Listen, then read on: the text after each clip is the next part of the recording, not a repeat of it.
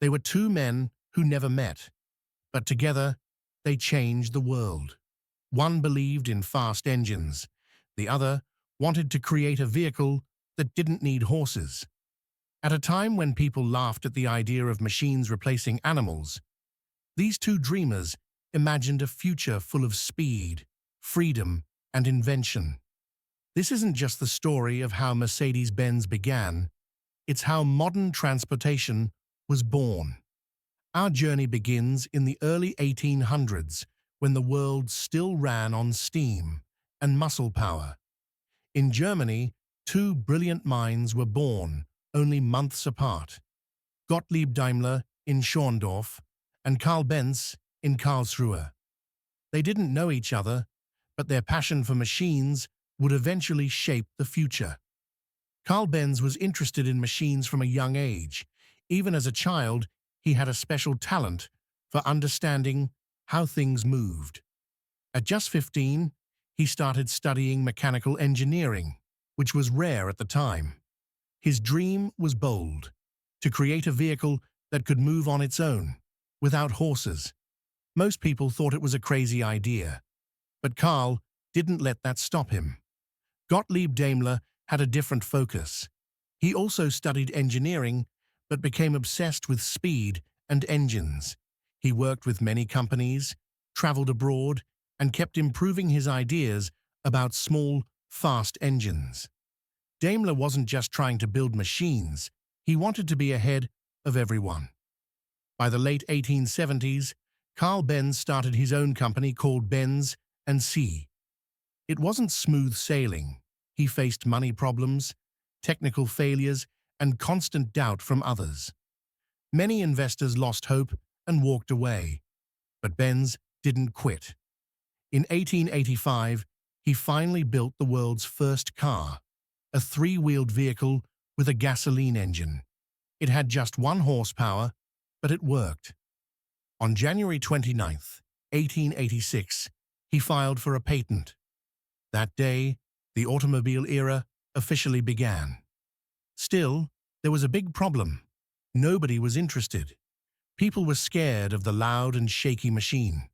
They preferred their horses. The car seemed strange and risky, until one brave woman changed everything. Bertha Benz, Karl's wife, believed in his invention. To show the world it was useful, she secretly took the car and drove over 100 kilometers with her 2 sons. It became the first long road trip in history. Along the way, she fixed issues, bought fuel from pharmacies, and even unclogged a pipe using a hairpin. Her journey grabbed public attention and proved the car wasn't just an odd machine, it was the future of travel. Meanwhile, Gottlieb Daimler was building his own engine with his friend and partner, Wilhelm Maybach. In 1885, they created a small but powerful internal combustion engine. It was different from Benz's, compact and versatile. Daimler used it in bikes, boats, and even flying machines. Their invention became the base for the engines we use today. By 1886, both Benz and Daimler had working vehicles, but they didn't know about each other. For years, they were rivals. Benz focused on everyday cars. Daimler focused on speed and high performance. Their companies stayed separate, and so did their goals. But the auto world was changing fast. By the 1890s, more inventors joined the race to build better cars. Still, Benz and Company and Daimler Motor Company stayed ahead, thanks to their strong engines and smart designs. But success came with new problems. More people wanted cars, and more companies appeared. Benz and Daimler both faced issues with production, marketing, and global growth. Roads weren't ready. There were no fuel stations. People still didn't fully trust cars. Now, it wasn't just about invention. It was about surviving in a growing market.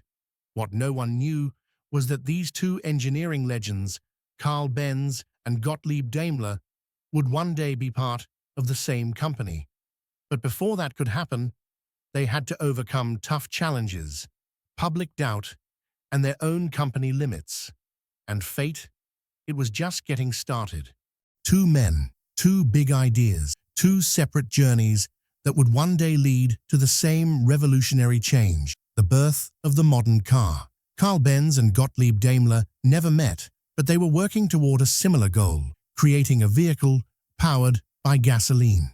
Their paths were filled with obstacles, competition, and doubts from a public that wasn't sure it needed cars at all. By the early 1890s, Karl Benz was already known in engineering circles. His wife Bertha had taken their motorcar on a famous long drive, which helped make headlines. People were getting curious about his invention.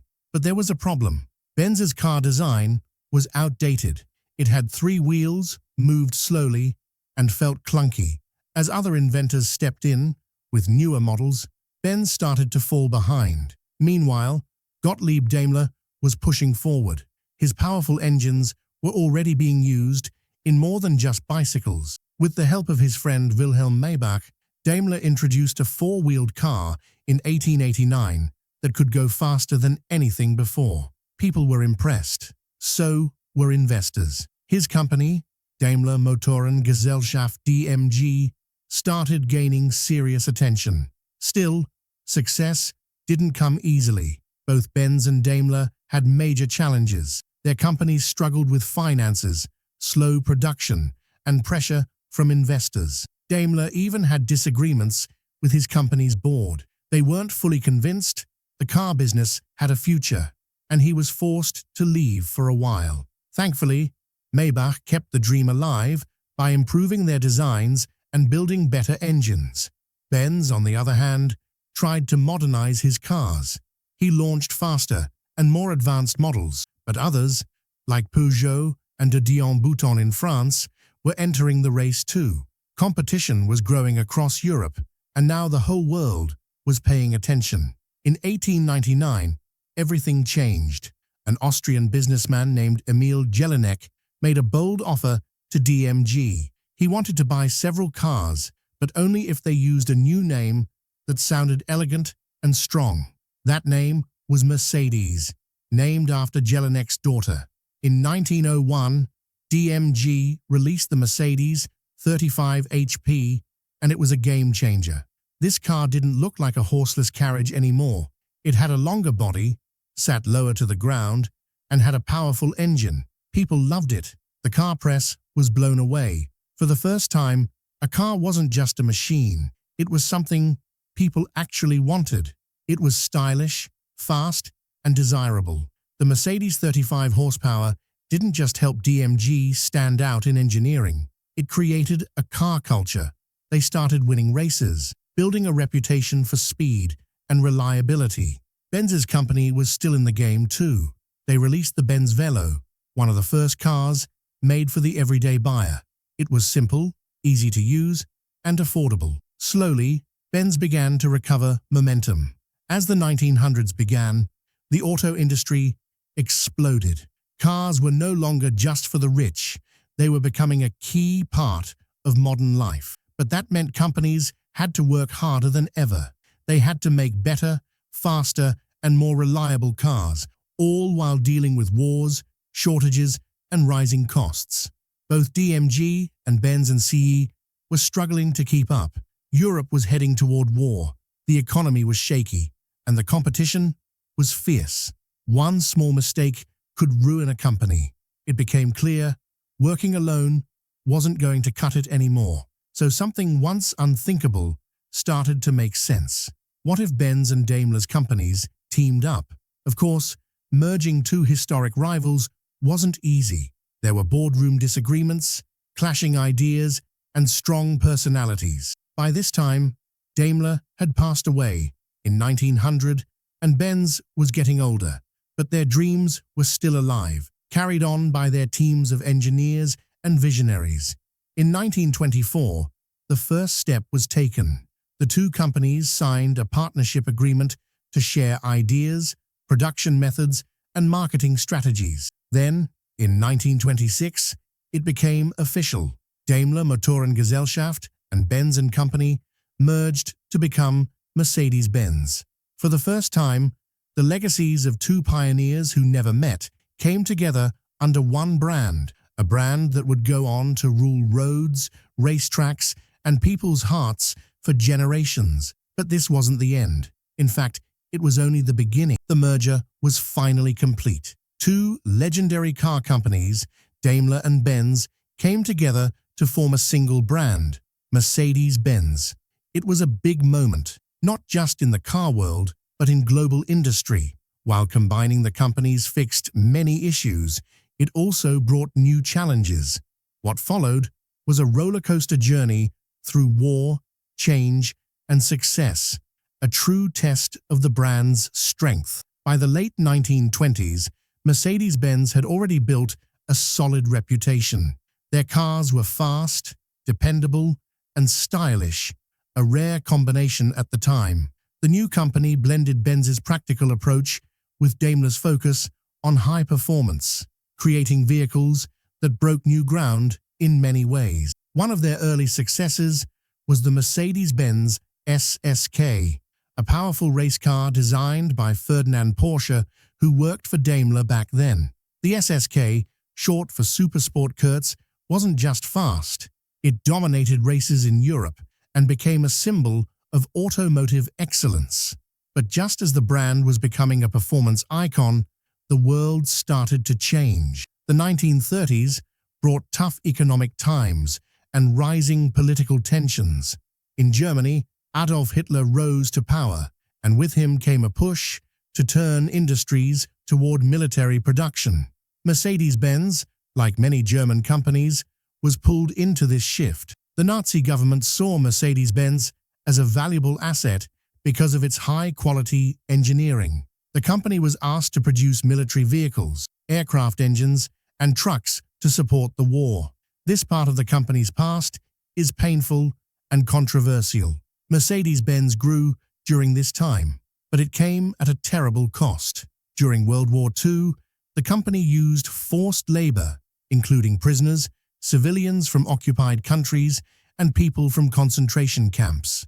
These workers suffered under cruel conditions, long hours, and constant mistreatment. For a long time, this dark history was kept quiet. But in later years, Mercedes-Benz admitted its wrongdoing, offered formal apologies, and took part in programs to help the surviving victims. By the end of the war in 1945, many of the company's factories had been destroyed by bombings. Germany was in ruins, and it looked like Mercedes-Benz might not survive. But then, something remarkable happened. Instead of giving up, Mercedes-Benz rebuilt itself from almost nothing. This painful restart became the foundation for a new chapter, one driven not by war, but by creativity, progress, and a bold vision for the future. In 1946, Mercedes-Benz began making cars again. Their first post-war model, the 170V, was simple and sturdy, the kind of vehicle that people in a damaged country needed. But the company didn't just want to get by, it wanted to lead. They returned to their roots: quality, performance, and elegance.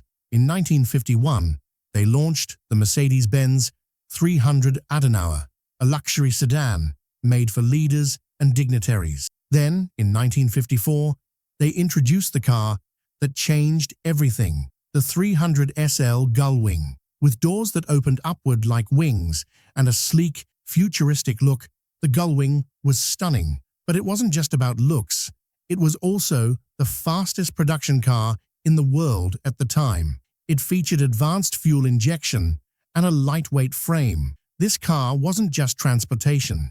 It was a symbol of what Mercedes-Benz stood for. The brand was back, stronger than ever. Mercedes-Benz had risen from the ashes of war to become a global icon of luxury, speed, and craftsmanship. In the US, the Gullwing became a dream car. In Europe, it won races. All over the world, it inspired a new generation of drivers. But the company didn't stop there. They started offering more affordable models like the W120 Ponton, making luxury more accessible. They also became pioneers in automotive safety, developing features like crumple zones, anti-lock brakes, and airbags, innovations that are now standard in nearly every car. By the time the 1960s arrived, Mercedes Benz had completely transformed. From a company once tied to war production, it had become a global leader in safety, innovation, and high-end design. But more than that, it had become a symbol of Germany's recovery, of industrial excellence, and of a legacy built on vision and resilience. The dreams of Karl Benz and Gottlieb Daimler had not only survived, they had grown. Their goal was no longer just to build cars that move people. It was to create machines that deliver style, precision, and purpose. And yet one question still remained. How would Mercedes-Benz stay ahead in the very industry it helped create? It all started with two dreamers and a big idea. Today, Mercedes-Benz is known around the world as a symbol of luxury, safety, and cutting-edge innovation. But in a fast-changing world, staying the same isn't an option. If Mercedes wanted to keep up with new technology, climate concerns, and growing global competition, it couldn't just rely on its past success, it had to grow and adapt once again. After World War II, Mercedes-Benz rose to the top of the car industry. But by the 1980s, things were getting tough. Japanese car makers like Toyota and Honda were winning customers with their affordable and fuel-efficient vehicles. American brands were fighting to hold on to their markets. People's needs were also changing. They wanted more than just luxury. They wanted technology, sustainability, and cars that reflected their lifestyle. Mercedes-Benz had to take action, and it did, not just with new models, but with fresh thinking. In the 1970s and 1980s, Mercedes focused even more on safety and top-quality engineering. Cars like the W123 and the S-Class earned a reputation for being super reliable. Mercedes introduced life-saving features like anti-lock brakes, traction control, and seat belts that tightened in a crash. These were not just fancy add-ons. They changed how cars were built across the whole industry. But the world didn't stop changing. In the 1990s, Mercedes-Benz started expanding globally.